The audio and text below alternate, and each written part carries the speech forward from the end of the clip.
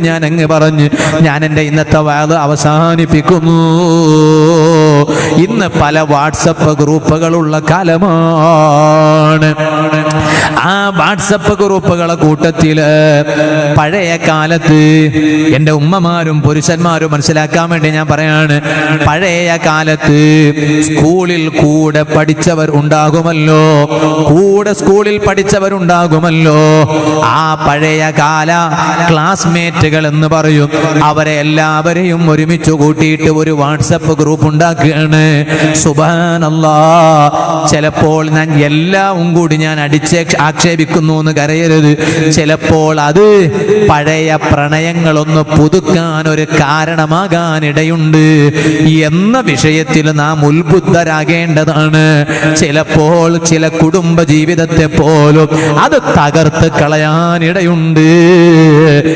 സംശയം വേണ്ട. ഞാനിത് വെറുതെ പറയുകയല്ല.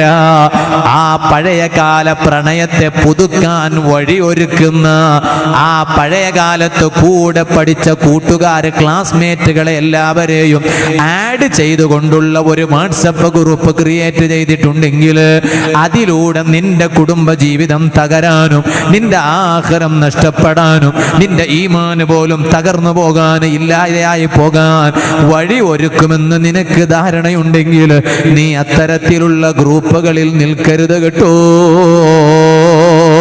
അതുപോലെ നമ്മുടെ മക്കളെയും അതിൽ ചേരാൻ അനുവദിക്കരുത് കേട്ടോ. എന്തിനാണ് ഞാനിത് പറയുന്നത്? ഇതെല്ലാം നമ്മുടെ ആഖിറം രക്ഷപ്പെടുത്താനാണ്. നമ്മുടെ SSF ആയാലും നമ്മുടെ പ്രവർത്തനങ്ങളായാലും അതുപോലെ നമ്മുടെ ഇഷ്കേ ത്വയ്ബയായാലും നമ്മുടെ ഏത് പ്രവർത്തനങ്ങളായാലും അത് ഫോർമാലിറ്റീസിന് വേണ്ടി മാത്രമല്ല, രാഷ്ട്രീയക്കാർക്ക് കാണിക്കാൻ വേണ്ടി മാത്രമല്ല, ഭൗതികന്മാരുടെ മുന്നിൽ നമ്മുടെ സംഘടനയുടെ പവർ കാണിക്കാൻ വേണ്ടി മാത്രമല്ല. അതെല്ലാം ഇവിടെയുള്ള നേട്ടങ്ങളാണെങ്കിൽ യഥാർത്ഥത്തിലുള്ള നേട്ടം ആഖിറം രക്ഷപ്പെടാനാണ്, ഈമാനോടെ മരിക്കാനാണ്.